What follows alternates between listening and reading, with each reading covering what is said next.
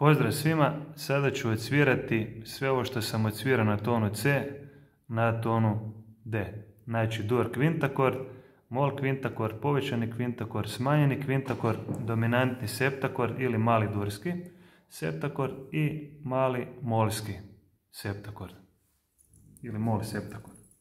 Znači na tonu D. Prvo imamo D fis A.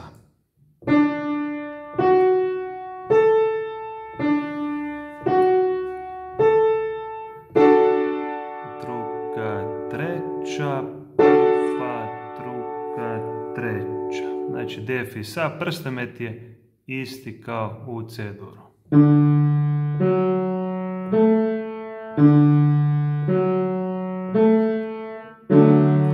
Druga, treća. I sad sviramo sa dvije ruke. Znači imamo jednu crnu tipku u sredini. D fis A su tonovi. Prva,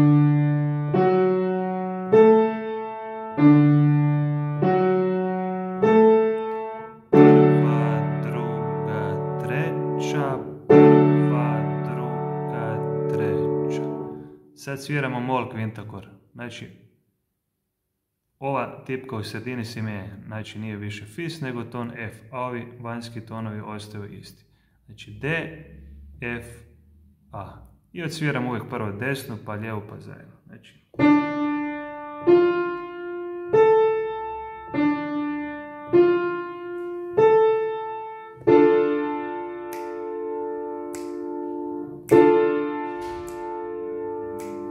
Lijeva.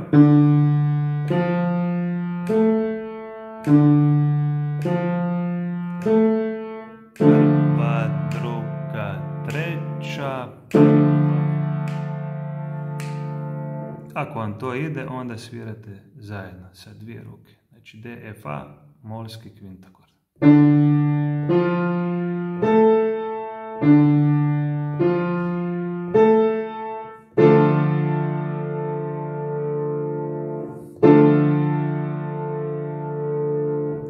Povećani D, fis, ais. Znači dur kvintakord je bio D fis A i sad samo A povisimo na ais.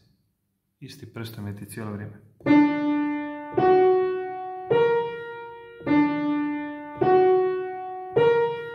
Prva, druga, treća. Druga, treća. Lijeva ruka. Druga,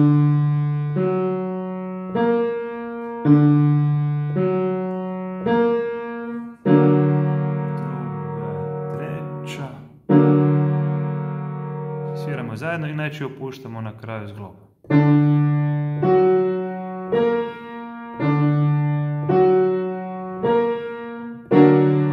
druga, treća, prva, druga, i smanjeni D, F, As.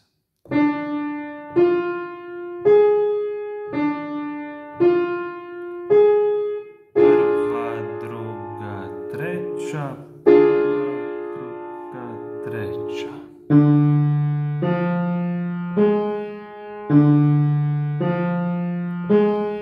Prva, druga, treća, prva, druga, treća. Zajedno.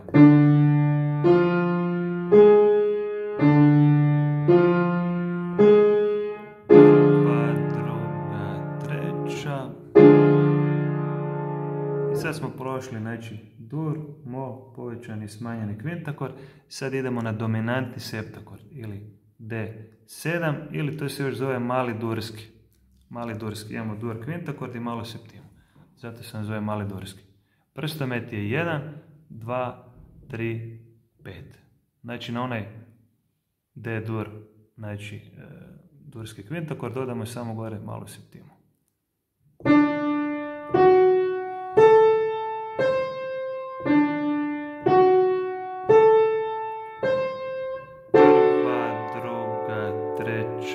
Četa, prva, druga, treća, četa. U lijevoj ruci je isti prst, znači 5, 3, 2, 1. Sviramo bez četvrtog prsta, znači.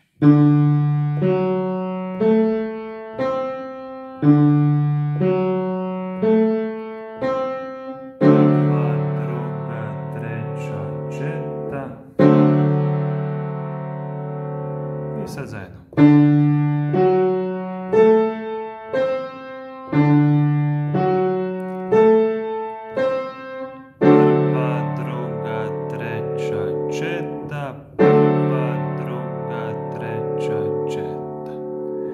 kraju imamo, znači, mol. Septakord, znači D, F, A, C. Samo ovaj fis promijenimo u ton F. I sad što se tiče prstometa, tu sad možemo svirati 1, 2, 4, 5, u lijevoj 5, 4, 2, 1. Znači malo ćemo promijeniti. 1, 2, 4, 1, 2, 4, prva, druga, treća, četa. Isto u lijevoj 5, 4, 2, 1, 5, 4, druga, treća, četa, druga, treća, četa. Zajedno.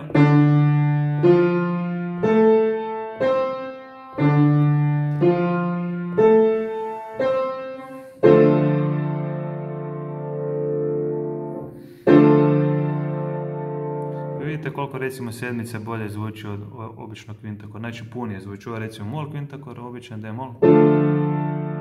A sedmica. Evo ga, i sada ću odsvirati što smo do sada naučili. Na tonu C, svih 6 akorda i na tonu D. Pa da čujete malo koliko smo u biti već toga naučili. Znači na C.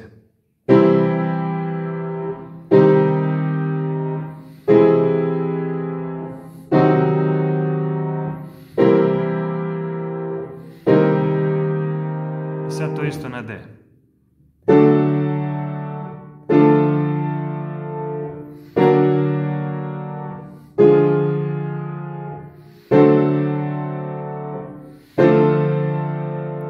Znači 12 različitih akorda. Evo ga, malo po malo vježbajte, možete si recimo jedan dan samo na C vježbati, pa drugi dan na D. Tako malo po malo osvajate klavijaturu i akorde i uskoro ćemo onda početi svirati neke pjesme sa tim svim akordima. Evo ga, vidimo se uskoro, lijep pozdrav.